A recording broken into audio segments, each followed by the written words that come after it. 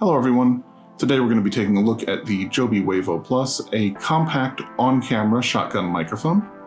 Full disclosure, this one was sent to me free to review.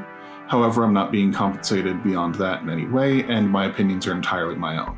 As those who follow me know, I work both in the professional and indie creator space, and this microphone bridges between both quite nicely. As a better on-camera mic in a professional setting, or a solid primary mic for vlogging or other content creation projects. Let's dive in and take a closer look at the Joby Wavo Plus. For starters, let's get it out of the box and go over everything it ships with. It's packaged well enough, the majority of the packaging is made from paper or cardboard, always better for the environment, and no plastic blister pack to cut through. That said, I wish Joby had included a little pull tab on the packaging so you didn't have to just pull on the mic. Not that it's particularly delicate. Included in the box, besides the microphone itself of course, are all the necessary cables. A 3.5mm TRS for connecting to the camera, another 3.5mm TRRS for connecting to a phone. Of course you'd have to use your own adapters if your phone doesn't have a 3.5mm input on it. And USB cables for charging or for use with a computer. I love that they sent both a USB-C to C and USB-C to A cable, partially since not all of us have USB-C on our computers yet, but also so it can be charged with whatever USB power option is available, which could be a problem if it dies on a shoot, but with an advertised 30 hours of battery life, if it dies on you, I think that's a different issue. The Wavo Plus does ship with a little charge on it, so it's generally ready to use right out of the box. Of course, I charged mine up the rest of the way before recording anything with it. First impressions before actually listening to it, most of the construction is plastic, but it feels durable enough for run-and-gun filmmaking. That said, I wouldn't throw it around carelessly. Of course, you can see it has an integrated shock mount. This will help isolate the mic from camera handling noise. I also like that the settings adjustments are all switches so that you absolutely know what mode it's in without having to guess, and you can make adjustments quickly. That said, I wish the power button was a switch for the same reason. The default power setting out of the box is an auto power mode. Basically, the mic turns on when it sees a camera on the other end of the cable, and turns off when the camera is turned off, which will extend that 30-hour battery life further.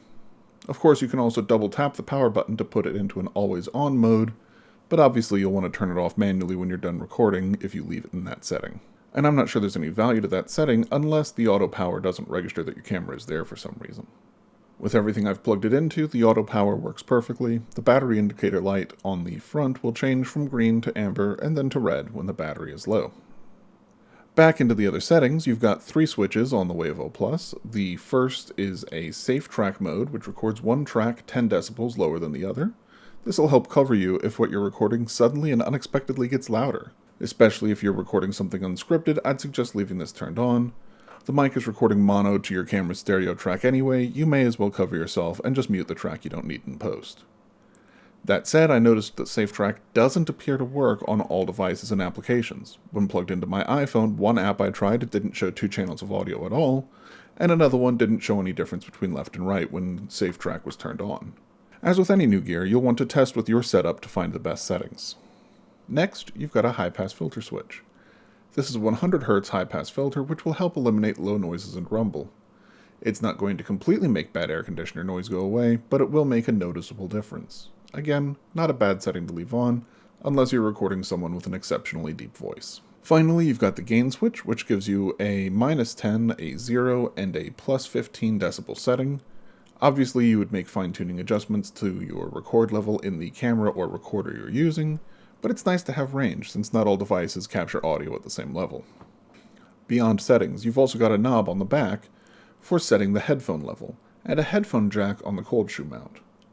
It's worth noting, I'm not 100% sure that the settings are reflected in what you're hearing on the headphone output, or if you're just hearing the mic directly.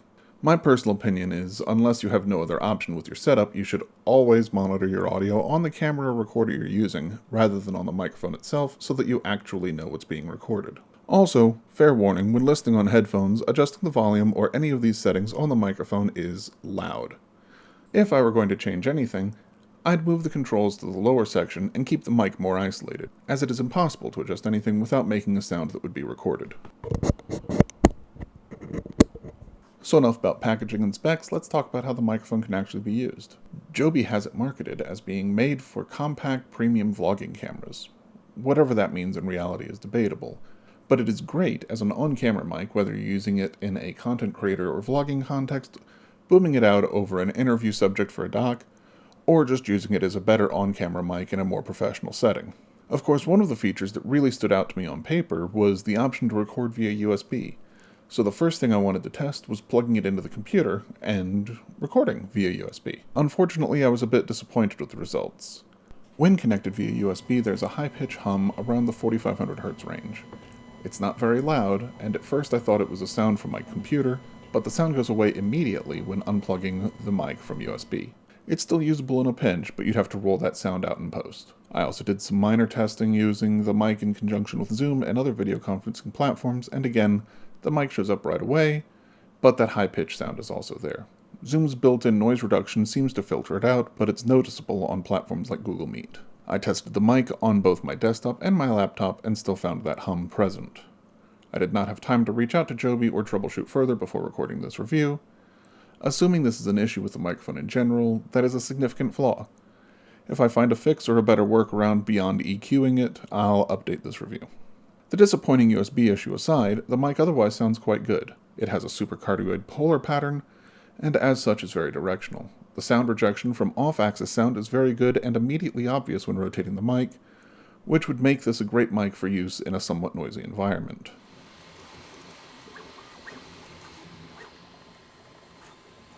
As you can see, it doesn't completely cut out background noise, but it does cut down on it significantly. There's a fairly decent range to it too. I can get about 1.5 feet away from it before my voice starts to sound off mic to me. To my own ears, my voice sounds a little thin compared to other microphones I've used, but in a vlogging or documentary context, the trade-off is fine. Judge the sound quality for yourself, however. This whole review has been recorded exclusively with the Joby Wavo Plus, set on my desk with a tripod, with the exception of my intro, which was recorded from about 2 feet away on top of the camera. Beyond what I've mentioned so far, I haven't had a whole lot of opportunity to test it on real projects yet. I'm in post on some major projects for work, and in between smaller projects for myself right now. That said, I did use it for reference audio to record a production of A Midsummer Night's Dream for my local community theater. My primary recording for that show was directly off of the sound mixer, but it gave me an excuse to play with this mic a little too. And even at the distance I was at, the mic didn't sound bad. Obviously recorded at a distance and off mic sounding, but not bad objectively. Additionally, it gave me a great opportunity to check the high-pass filter in a more real-world environment, and yes, you can clearly hear a difference. Check this out.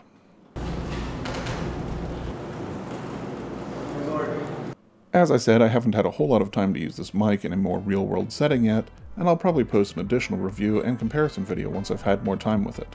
But, final thoughts, with the exception of the USB recording issue, whether you're a content creator generating everything on your own, or a professional looking for a better on-camera mic, or anywhere in between, the Joby Wavo Plus would be a good microphone to have in your kit. Thank you for watching, and be sure to follow me for more.